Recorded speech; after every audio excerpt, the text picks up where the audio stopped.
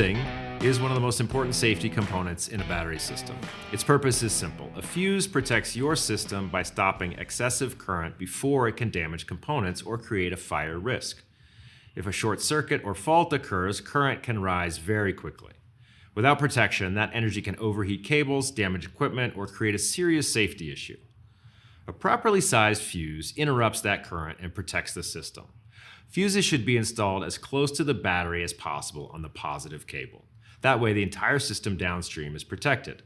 Additionally, fuses should be placed on the positive side after larger components before tying into a positive bus bar or before a disconnect switch if a bus bar is not present, to ensure proper protection throughout the system. Sizing the fuse is just as important.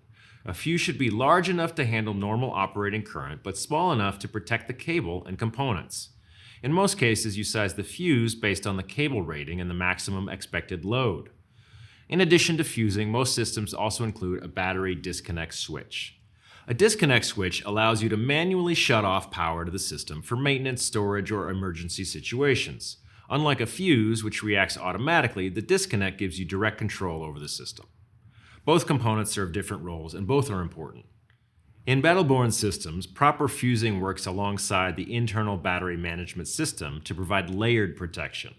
The BMS protects the battery internally, while fuses and disconnects protect the external wiring and system. Fusing and system protection are not optional. They are required to ensure your system operates safely and reliably.